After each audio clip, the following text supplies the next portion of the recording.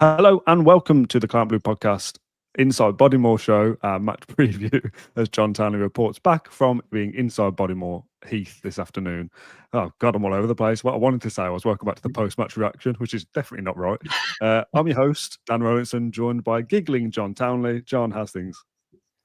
I'm fine. Yeah, Villa haven't been in the last week or so, which affects all of our moods, doesn't it? So, yeah, I'm doing fine, but I want to say I'm daunting Anfield in a weird way. I'm kind of looking forward to it in a very weird way because I don't know. Not that it's a free hit because we are a good enough team to get a result anywhere, but considering kind of form and recent performances, it feels almost like let's just give it our best kind of thing. And if we lose, I know this isn't the right mentality and it's certainly not what the players would be thinking, but I think most fans would, if we lose the match, I think no one would be shocked, which is a shame because these are the matches last season we definitely relished. And we will do, I think, again later in the campaign. But right now it just feels like we're in a bit of a slump. So, yeah, hopefully we can just give a good account of ourselves. And if that gets a result, then, happy days. That'll be a fantastic way to kind of end this chapter of the season, I suppose. A lot of games coming up after the November international break, which is obviously the last one of the year. Yeah, what's not in a slump is the NordVPN discount code, which is absolutely thriving, I'm told. There is a link in the description down below. If you want to get your hands on the best discount code available, you get 4 months for free off the 2-year plan. We also, for the audio listeners, got a new ad read this month. We do a new one, a fresh one every month. It was my turn this month. Last month was Matt Kendrick dicking about basically, and I've had to do one this month, and he's doing the Christmas December version next month, which could be anything. But if you're interested in NordVPN, check out the link in the description. John, I think the slump is the right word. We've got an opposition preview coming up in a little bit, and I said that word to Ian Doyle, the chief Liverpool writer, or one of the Liverpool writers. And it feels like Villa are in a bad moment, to use a modern phrase, that we've lost in 3 different competitions in 3 consecutive games. And whilst it's not the end of the world, it just feels really like really annoying and frustrating. If that's to be a 4th defeat in a row, which has never happened under Unai Emery at Aston Villa, we've never lost 4 games. You're right. I don't think many people would be surprised given the opposition and the venue of the match. If we're to get anything, that would be like an even better result than it would be, even if Villa are on form. To go to Anfield and get something would be a good result. So to do it in this situation would be like, wow, nobody was expecting that. So I like the side of it of trying to look forward to it and trying to think, well, you never know. You never know what's going to happen in football, rather than sitting here for the next half an hour and going, oh, well, we might get pumped. We might, but let's just hope we don't. Yeah, and we haven't played without, and again, a lot of people are probably watching this thinking, yeah, but we need a result. We can't not play with pressure. But ultimately, I think we are playing without pressure going to Anfield. A lot of teams will do the same thing. They're the league leaders, Champions League phase leaders as well. They're clearly title contenders this season because I looked at their form across the campaign so far, and it's all just green W's. On like, I don't know if you use like soccer based, Dan.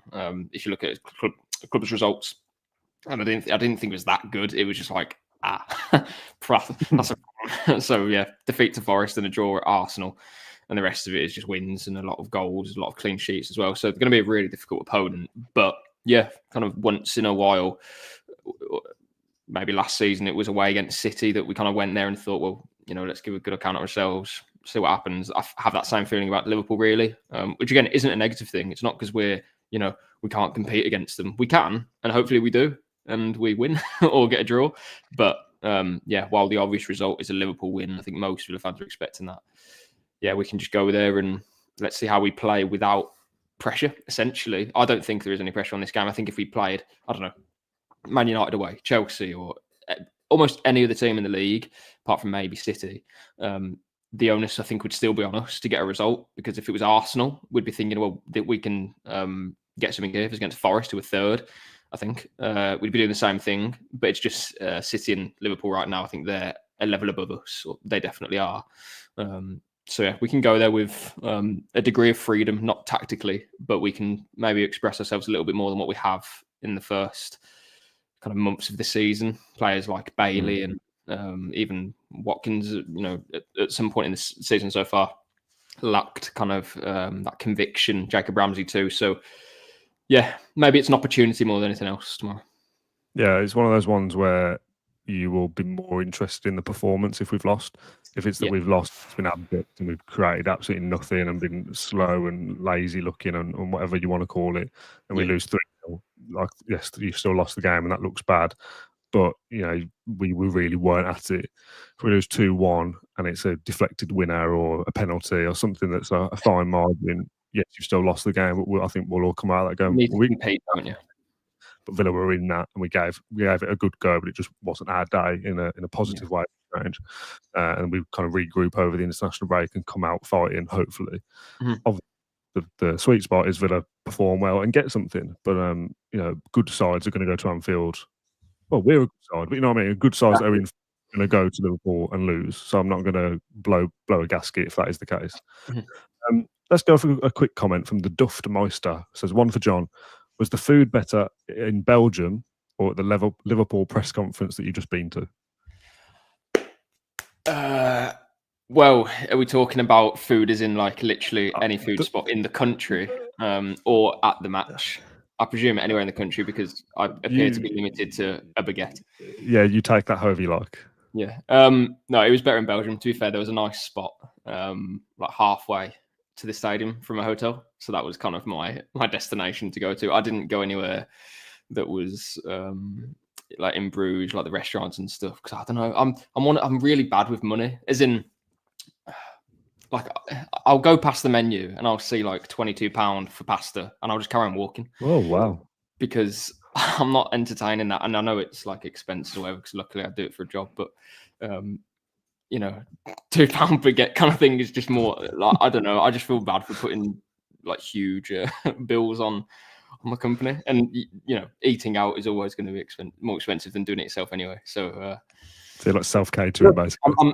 I'm here. I've survived, and I'm going to eat lots of like salad and stuff in the next few days because, yeah, when you go there, you don't find any actual like vegetation in these places. It's all just like chips and nuggets and horrible like grub like that. So, what about the food in the stadium, like the pre-match press meals? Anything?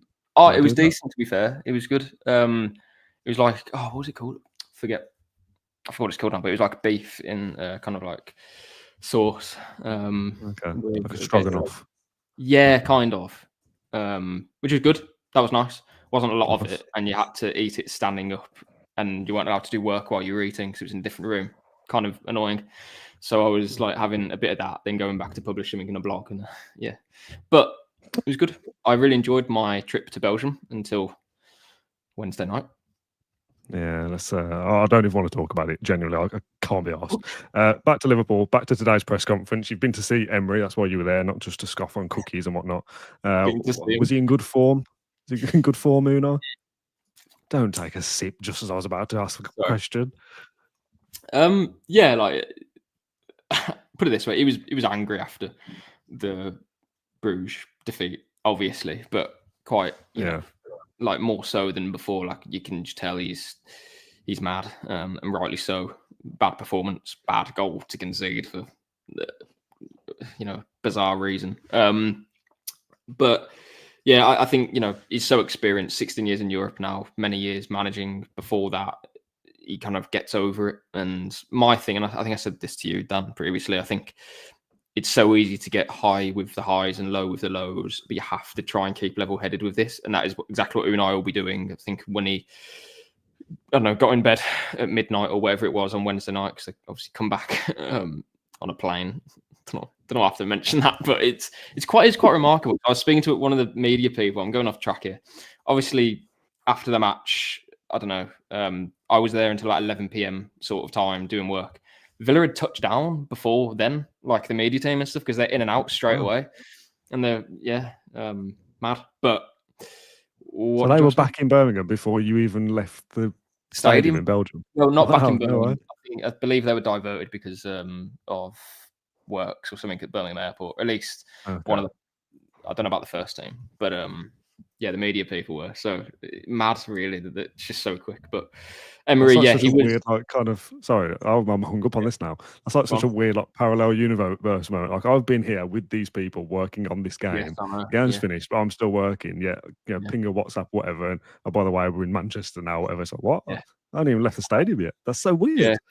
I know. I always talk about it with one of the media people there because it's just, I asked him, when did you put your key through your door? And it's like, it was about midnight. And I was like, wow. I was having my dinner like in this takeaway place halfway down the road in Belgium. But yeah, Unai, what I was trying to get to was, and I think our fans, I'm not having a go, by the way, but I can be like it as well. We all can. It's very easy to kind of get, we're the next coming of Man City. And then the next minute it's, we're a mid-table team based on one result and one performance when there's a massive sample size over about 75 league games to suggest we are the fourth best team in the league. So it's no need to panic. And I think that's what Unai is probably thinking. Like, this is a new game. Kind of not get it out of the way, but let's see what we can do against Liverpool. We'll have a game plan, try and do our best. Then it's the November international break, and we can hope that no one comes back injured, and then attack what will be a really busy part of the season. So Unai was fine, much better than what he was. Kind of wasn't as angry as what he was after the Bruges match, but sorry, text message just thrown me off there completely. But he was fine, and the cookies were good. It's like the media team saying, just got to Anfield. Where are you? Where are they? Let's talk about injuries. Jurgen Tielemans is the face of the thumbnail. He's the title of today's episode. Tielemans to face a late fitness test, which is maybe the wrong phrasing, but Emery kind of said about he hopes he's available and he's kind of nursing a knee. Was it knee injury or knee pain? Not in the Belgium squad, which kind of sparked fears to begin with, to coin a journalism phrase.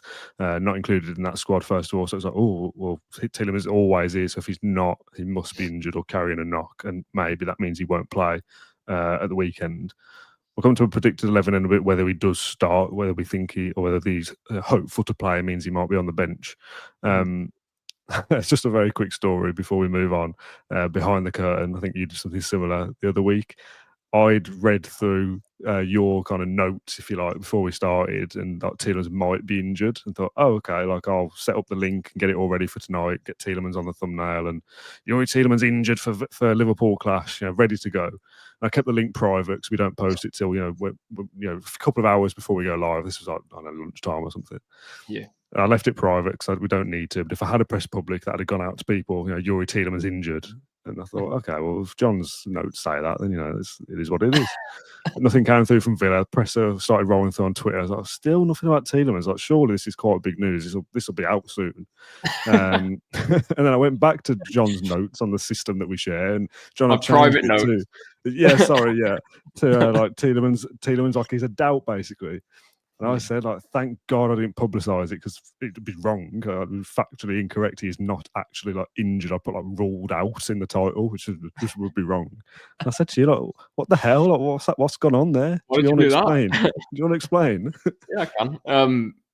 Well, it's kind of simple, really. I mean, usually injury news is asked about in the broadcast section of a press conference. So the first, I've got a streaker for those that are listening. Carry on, John. Yeah, halfway through the press conference, it then changes to the written section, which is for us written journalists, and then it's embargoed until later in the night. But no one asked about injury news or specifically Tielemans in the broadcast section. So I asked Unai after Tielemans isn't in the Belgium squad. What's going on? And he just said that he's kind of got a bit of a pain, but we're hopeful he's going to be able to play. They trained later today because it's a late kickoff tomorrow, Saturday night. It's like a pain in his knee, basically. He's been playing with it a little bit, got a little bit worse. So it's one of those where I think that, if he can play against Liverpool, then fine, because then he has 2 weeks to rest. So thankfully, Belgium are happy for him to basically pull out, which is good of them.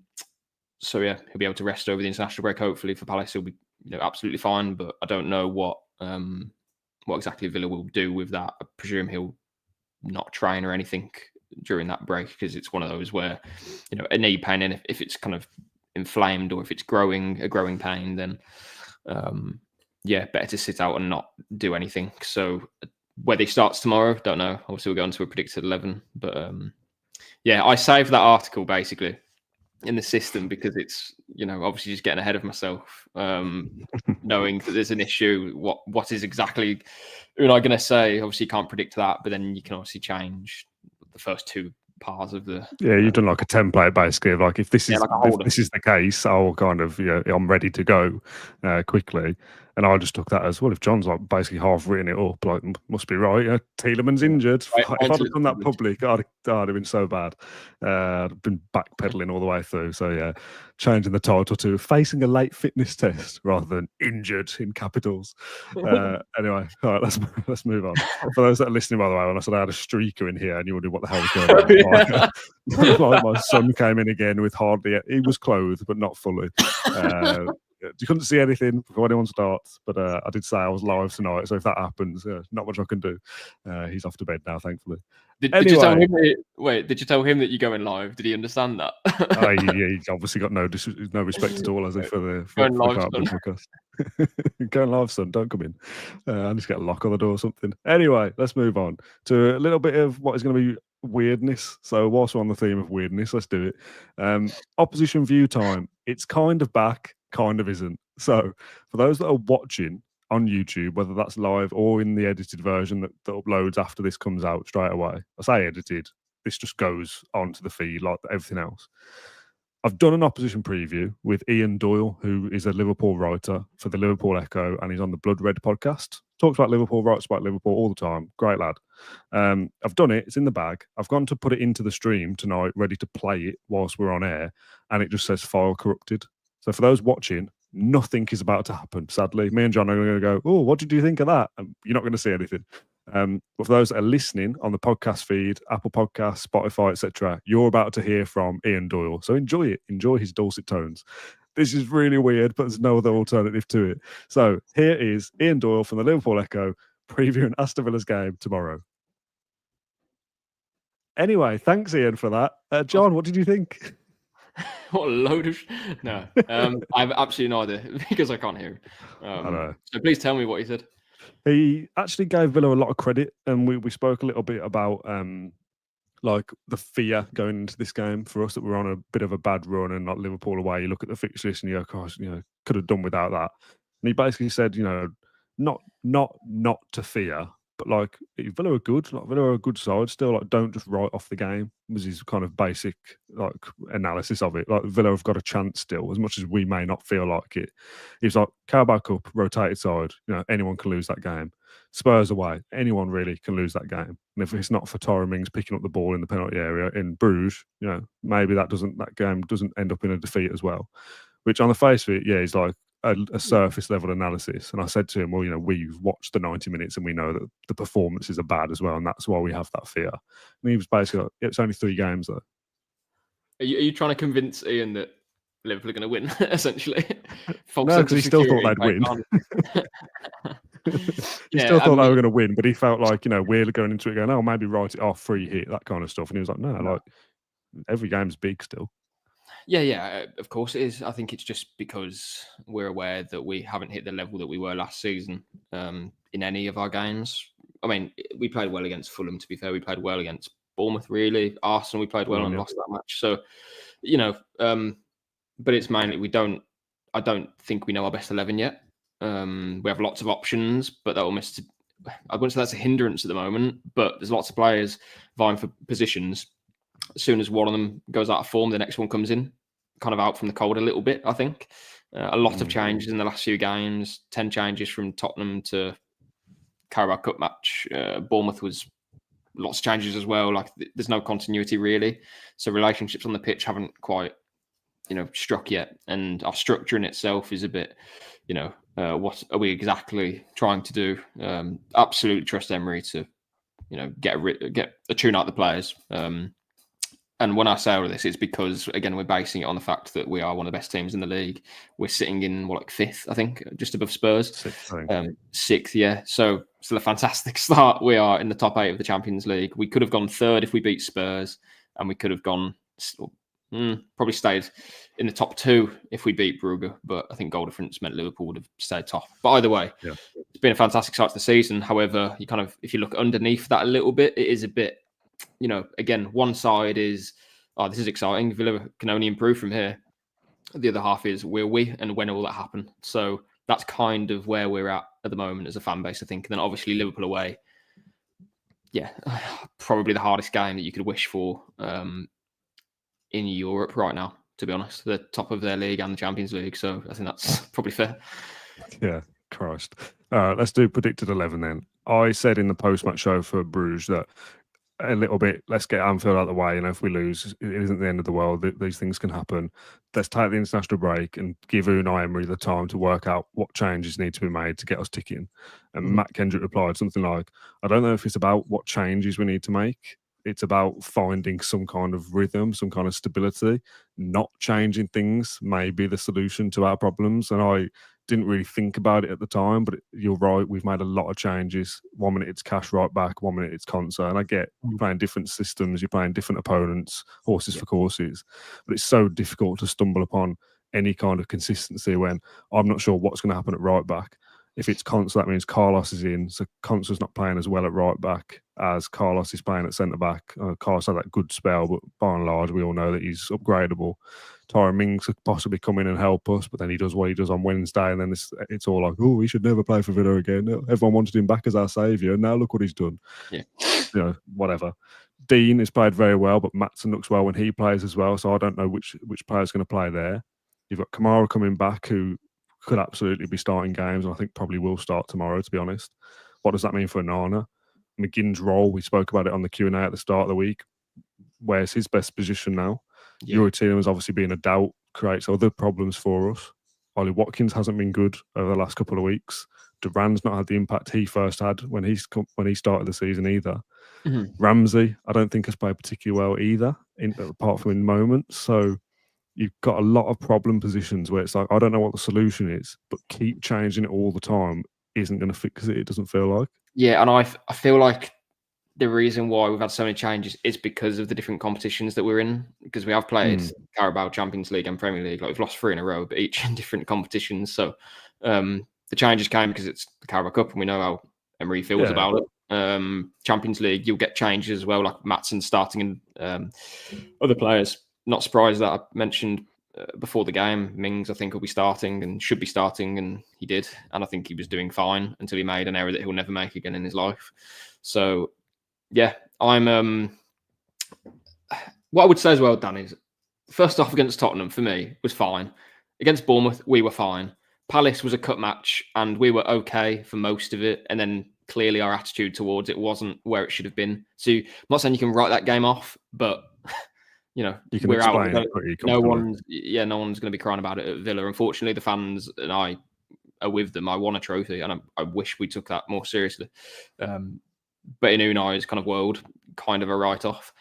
And then the Brugge game was bad, and that was almost like a continuation of the second half against Spurs. But then I even understand that even in the first half against Brugge, like, yeah, we weren't great, but whenever you're going away in Europe, you're never going to be playing at your best, and we haven't seen that.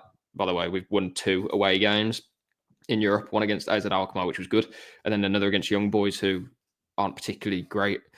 So, yeah, I'm not trying to make kind of excuses and say that, oh, it's not that bad. But again, I think maybe people are anticipating us to kind of get a walloping against Liverpool, and then they can kind of say, oh, yeah, it's just as we expected. We're not as good as what we were, or this and that. But actually, if you just take each game as singular, I don't think it's been as terrible as what people have made out. That's just my opinion. Again, good 45 minutes against Spurs. We were winning, could have been 2-0 up. Bruges weren't good. And that's kind of as far as it goes for me. Like, I think just over the course of the season, because we haven't been fantastic in any match, really, I think that's kind of kind of validates it a little bit, instead of us saying, oh, but we won when we weren't playing too well. So that's a positive. Instead, it's gone the other way of, oh, we won and we weren't even good, and it brings up those feelings of, actually, we got really lucky. And we normally saying things like, it's the sign of a good side, isn't it? Winning when you're not playing well. Yeah, and I get it. Like, Duran came off the bench and did bail us out a couple of times, but that's why we have a squad, and he's a good striker, so he's going to do those things. So, it's never as bad as what it feels, and it's never as good as it feels either.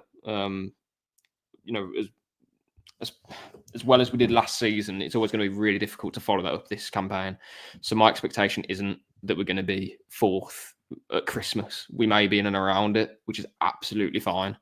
But we might be 4th by the end of the season. It's a long old season. After that, you don't need to be 4th at Christmas. No, not at all. Doesn't And do again, anything for you. and last season we were fourth, like 80% of the season, I'd say. We kind of dropped down to fifth a couple of times, maybe. But we were by and large fourth the whole way through. You don't have to do it like that. You can be seventh, sixth, seventh, and then win 3 games on the bounce at the end of the season, and then you're right among it. So, there's no kind of clean way of doing it. But Villa have set their standards so high that as soon as you come down from it a little bit, it causes big like angst and like, oh my god, like what's going on? Are we now going to tumble out of Europe? So it's up to Emery and the players to kind of get back into the rhythm of things, and I'm sure they will. I just don't think it will happen on Saturday night. I mean, obviously, I hope I'm wrong, but I think we'll be just fine over the course of the campaign. We're nearly in December already, and we could have been third place if we got a better result against Tottenham. And for 45 minutes, we had that result. And I know football 90-minute game, but it's not as if we were played off the park for 90 minutes. We kind of collapsed a little bit in the space of 5 minutes at the end for different reasons. Cash had to come off. We had to restructure defence. Spurs can do that to teams as well. So, there's reasons why we lost these games. It wasn't because we just didn't turn up. Bruges, we weren't great. Second half, though, was particularly worrying for me. So hopefully against Liverpool, we can compete, and let's just see what happens. Yeah, and everything you said about the performance is all true. But if you take it away for just a moment, the defeats that we've had this season are Spurs and Arsenal in the Premier League, which are that can happen to absolutely anybody. Take Crystal Palace away from it entirely, even if you want to justify its fellow Premier League opposition, I suppose. But just forget about that for now. And we've lost a European away game in the Champions League. Yes, Bruges. We'd like to think we should be beating them, but that can happen as well.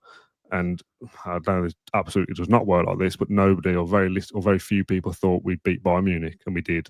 Whereas most thought we'd beat Bruges. So flip those results, lose to Bayern, beat Bruges. Exactly where you are, but it just feels different. Yeah. So, and it does work out like that, Dan, as well, because just because you beat Bayern doesn't mean then you're going to win every game. Like Leipzig, for example, I think is second in the Bundesliga, and have lost all the Champions League matches. They lost at Celtic. That's 3-1. Yeah. It's you have to compete in every game that you're playing. We could have lost to Ipswich, but we got away with a draw. United was a dull affair after playing Bayern. The reasons why I think we've slipped up a little bit this season is because of different reasons. But Emery's said so many times that it's all about focusing on that one match that we play. You won't be thinking about any other game or future possibilities or whatever it may be. And that's exactly what the players need to do. And I think that's kind of what we've lacked a little bit this season, kind of the hard, cold focus on 90 minutes coming up and not the one after that. We obviously have no excuse for that now because it's the international break. So, all eyes on Liverpool. Yeah, I'm going to read a couple of comments/questions. I'm not going to actually answer them because we've kind of just done it. Jay Collette says, do you think Unai knows our best team at the moment? And does he have too many players available in a roundabout way? Which does kind of feel like a lot of options and we don't know what to do with them. No, I think he will. I think he will know what he wants to do, but it's just different reasons why we haven't been able to do it yet. Yeah. Seb says, should a right back play at right back or should we play 3 centre backs and Luca Dean? Contra has been there numerous times this season, but results not ideal. Let's pick an 11 then. If you can think on your feet, you can go first. Yeah, okay. Martinez in goal, Contra, Carlos, Pau Torres and Luca Dean, Anana and Kamara. If Tielemans is fit, I would play him in that kind of, I don't want to say number 10 role, but basically plays a third midfielder. Rodgers off the left, Bailey to give width on the right, and then Watkins up front. If Tielemans isn't fit, then John McGinn plays in that role for me. Oh, smashed it. It's exactly the same team I was going to pick. Nice. Very good. And then we can move on. I don't think there's many. What's the other option there? Ramsey instead of Bailey. But for me, I think you want the width. Yeah, agreed. You could persist with. I would love to know and love to be a fly on the wall with how Emery and Mings have handled what's happened this week, because you could persist with Mings. What pun? I've totally missed what I said. You said that how they've handled it. Of course, yeah, good. All right, fair enough. Mings for Carlos again. Mings and Pau Torres, play him again. But what would the dynamic be? Will Emery be thinking, I've got to kind of punish him by giving him a few weeks on the bench, or does he go, no, you know what, you play again. We need you. I said before, I want to see Mings, Torres, and Contra play as a 3 or as in a back 4 with Luca Dean. Bing. Sorry, but I want to see that. But against Liverpool, don't think it's the right time to do it. And I know, again, people will be shouting at the screen saying, yeah, but right-footed players play together. I think that left-footed players are more dominant on their left side. They are less reluctant to use their right foot. That's just my opinion, genuinely. I don't think I've ever seen Tyrone Mings really use his right foot or any other left-footed player for that matter. I just think it looks a bit awkward. But yeah, I don't know. I don't think he'll be doing that against Liverpool. We'll see. I wish he'd used his right foot in the penalty box the other night instead of used his hands. Yeah. On that, No, we're not doing it. We're not talking about it. I'm not doing it, John. I'll tell you now, I'm not doing it. I'm not doing it. Score prediction time. You're scared of what I was going to say? No, I just don't want to talk about it. I'm sick of it. Done half an hour. I'm fed up. Okay. We did a whole episode about it the other night. Okay. All right. Predictions. Spurs. I said 2-1 win. You said 2-2 draw. 4-1 defeat. No points again. The quality and the standard of the predictions league this year has been poor, John, hasn't it? We've not been firing at all. Yeah, I mean, I have predicted Villa to win every game apart from West Ham on the opening day. Oh, there you go. Which is kind of what I did last year as well. A couple of score predictions in the comments whilst I and maybe you, write yours down unless you're not ready. Sai says 3-0 to them. Sorry. And Simon says, 5-0 Liverpool. Now, I'm not going to say I don't see us losing because I absolutely can. I don't see us being humiliated in that kind of manner. A 5-0, I don't know, the 3-0 is a humiliation, but it can be, depending on the actual game. I'm not sure I see that. I think Villa score. I won't do too much talking, so I'm going to give away my prediction. Are you ready? Yeah. Okay, 3, 2, 1. We've both done the same again. One apiece. We don't know we're I just can't. My head says we're probably going to lose, but I can't quite predict it on a Villa podcast. I want to try and be as positive as possible, even if that might sound deluded. It's a football game. You just don't know what's going to happen. One team goes ahead, the other gets back into it. You cancel each other out. 1-1. It can happen to anybody. I always play the stupid predictions, so I'll just back the result. I always play the stupid thing of, like you said before, Liverpool got lots of W's and lots of green. Well, they're due a defeat somewhere. They drew a draw somewhere. They can't keep winning, surely. They've only won 3 in a row, to be fair. But whatever. I was looking through their results actually while you said earlier about keeping clean sheets. They've only kept 2 clean sheets at Anfield in the Premier League. Do you know against 2? Do you care against 2? No. Okay, fair enough. It's Bournemouth and Brentford. They kept clean sheets against. They did keep a clean sheet against Bologna and Bayer Leverkusen as well at Anfield, but Champions League kind of compartmentalised that. So maybe I'll look at that and think, maybe we can score at least. Is that enough to get anything in my head? Probably not. In my heart, 1-1. Hope so. Well, yeah, I think it's one of those where you have to limit them to 1 goal. I think if they score twice, you got a real uphill task then. Because I don't know how many times Liverpool have conceded twice this season, but Arsenal. Is that it? I think that's it. Keep talking. I think it's only the Arsenal game done. I'm kind of been asleep. I'll just say the same thing again. The last 2. That's Carabao Cup. They conceded twice to Brighton in the Carabao Cup and twice to Arsenal in the Premier League. Arsenal, yeah. So out of 15 games, 16 games have conceded twice, but 1 in the Carabao Cup when they had changes. So yeah, we've got to defend well, essentially. Yeah, well, it can happen. All the comments about 16 telling us we're wrong, and that's fine. We probably will be wrong, but not predicting Villa to lose, basically. Oh, yeah, we know. Yeah, I know, but you've got to have some kind of faith. Otherwise, what is the point? Seriously. Another couple. Jay Collette, 1-2 to Villa. Love it. Adam Archer says 3-1 Liverpool. And Simon Mills says, and I will put this in my prediction spreadsheet just in case, if we win, I'll buy you a drink, Dan, at the end of the season. Fine. Okay, I'll hold you to that. And Kevin says, sorry, guys, your predicted scores will not happen. 3-1 Liverpool. Yeah, all right, maybe. Who knows? Right. Simon says he will buy me a drink. There we go. If we win. Noted down, Simon. I'll hold you to that. Come back on the post-match show on Saturday to see if that's correct or not. Yeah. John, that'll do us. Thank you very much for joining me for this live version of the match preview inside I'll just say Bodymoor Show. 8 o'clock kickoff is an absolute joke. Oh, crap, ain't these Saturday ones? No trains coming back for the fans. Like it's a joke, man. Like yeah, I think the Saturday 8 PM is the worst kickoff time. Yeah, and it's like I know midweek and stuff. I can kind of understand because you have to fit games in somewhere. But when it's a Saturday, just do it 5:30. Yeah, it's probably a 5:30 game anyway. And someone will tell me that we're supposed to be the 12:30, but the Champions League, so it's pushed on. I have no idea why it's happened. But it was Sunday 2 o'clock, whatever it has to be. Just don't do it 8 o'clock. I think it's stupid. But yeah, there was a 5:30 Brighton Man City. Yeah, it is rubbish though. The 8 PM on the Saturday it's the worst kickoff time, I think. And whether that has any impact on the game or the atmosphere, no idea. Maybe. Yeah, I mean, if it was a Villa Park, maybe it would help it. But I'm just thinking of the Villa fans more than anything. Like it's just it's not really. Do you want to give a shout out, by the way? Because you've not been on to do it. The one that you voice noted me about that I've totally forgotten. Was it in Bruges?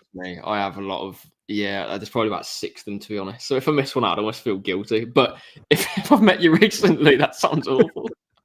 That's the best way of doing it, honestly. I met quite a few fans in Bruges, which is great.